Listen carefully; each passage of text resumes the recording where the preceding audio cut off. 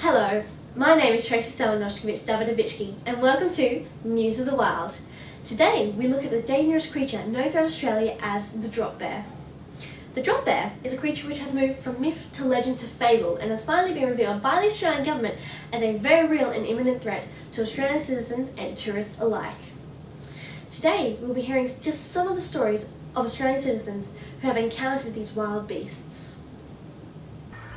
Well, is this thing on? Hello?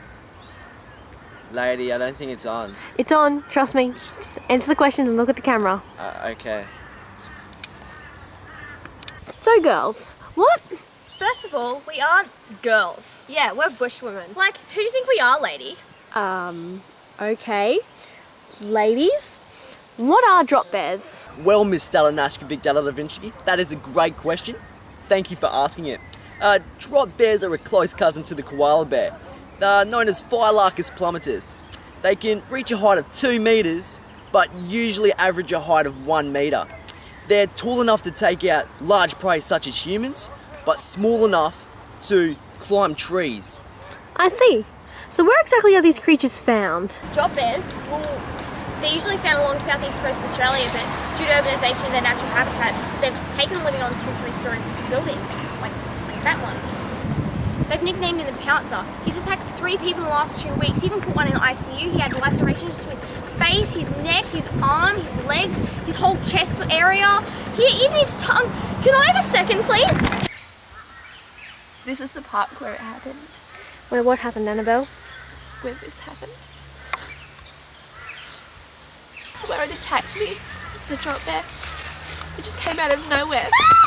It was wild, it's huge, and it just kept attacking me. That was until our local wildlife ranger came and saved me. He was handsome. He saved my life is all, you know. I would be dead if he hadn't saved me from that drop bear. Yeah. Saved the girl the other day. She was a fine look at that one. Nice hair, big teeth, even big claws. But she got herself stuck at the park and she was real cranky. And I had to take extreme measures just to save her. I used half a bottle of Vegemite just to stop her from attacking a lady walking in on her hunting grounds. It was a pretty big shock to her system, like something as large as a human walking in on her space. No wonder she got upset and attacked. She was frightened half to death. So, well, we got her relocated though. The twins took her to a drop bear sanctuary up in the mountains. Yeah, we relocate drop bears. Just the other day we relocated one. Rick were in feisty little bugger she was. Yeah, she certainly was. We took her to a reserve a couple of k's west from here. She's damn happy to get out of a cage. I see. And do you often have to relocate drop bears? Yeah, fairly regularly actually. Especially since this New Zealander started living 100 k's from here. Poor soul keeps getting attacked. Yeah, they can smell him. Not enough Vegemite in his childhood. Oh, how terrible. Yeah, they hear him too. His accent attracts him from miles around. And who is this New Zealander? Oh, his name's Percy. My name's Percy. I moved here about a year ago, and the drop bears have been attacking me since. At least once a month, sometimes even 2.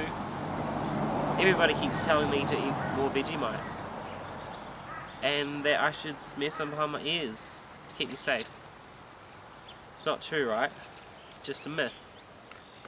How could Vegemite repel drop bears?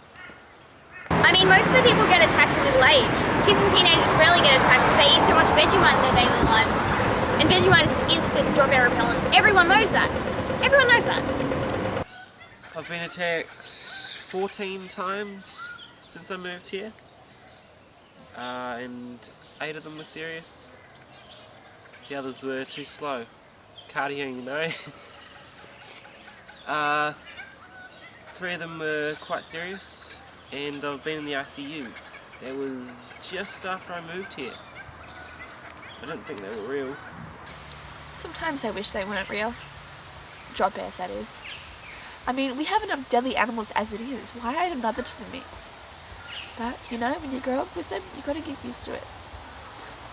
I just never thought that I would get attacked. Stupid, really, thinking I wouldn't get attacked. Gone soft. I've gotten lazy. Not a good thing in Australia. You turn around and bam, there's a bloody drop bear out to kill. They always say to us, look up and stay alive. I wish I'd listened earlier. I would be in this mess. People always underestimate drop bears. They're smart, cunning, and deadly. They're the most dangerous creature in all of Australia, but awareness is sorely lacking. We were trained to be aware of them since we could stand. I mean, our parents thought it was necessary seeing as we lived where they're so common. They taught us so much. I mean, it should be compulsory for every kid to learn about drop bears. They're just so bloody dangerous. No. They say drop bears out bush get up to 2 meters tall. I don't know if that's true, but here in the city they get up to 1 meter tall.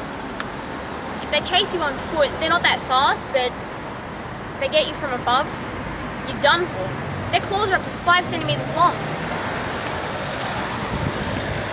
Rumours that they even used them as weapons in World War II. They say they genetically modified them to make them more aggressive, and some escaped with their specified zones and bred with the wild drop bears. That's why they're so aggressive today. People always assume that drop bears are naturally aggressive, but that's not true. They're really sweet-natured things. They just don't like people being in their territory, well, actually anything in their territory really. But if you observe them from afar, they're like big cuddly koalas. A bit hyped up on steroids, I'll admit, but they're really sweet, I swear. It's a real symbol of Australian pride, you know? This is where it attacked me. I was just walking along the path, and it just jumped out of nowhere. It was terrifying. It was a huge mass of 30 of claws.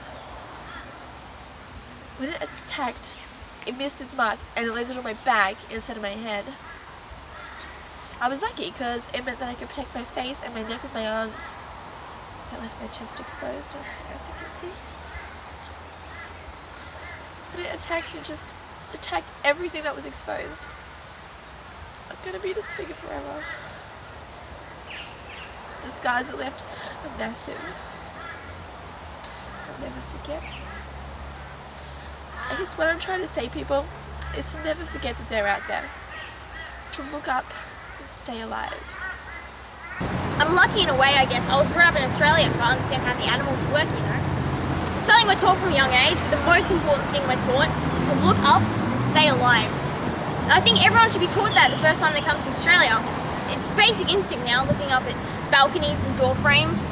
It's better to be safe than sorry. Out here in the bush, we often come across drop bears. It's just something you adapt to. That constant danger of overhanging branches and small pockets of bushland, You learn to recognise the dangers. the signs. I mean, I know it's different in the city, but out here, Recognition and experience is key. it's why our parents taught us everything we know from such a young age. We wouldn't have survived without their knowledge. It's something everyone should know and be taught, And with every person we're trying to help, to teach them the most important lesson. look up. Stay alive. I guess it's just second nature to me now, you know? Teaching people about drop bears. They got to know the dangers. Like I always tell people to, check above their door frames or keep an eye on overhanging branches. And you always got to be vigilant. It's part of living in Australia. And you know, we have the most deadliest creatures and people are unaware of the most dangerous. That's why I always say to people, there's one thing you got to remember, and that's look up and stay alive.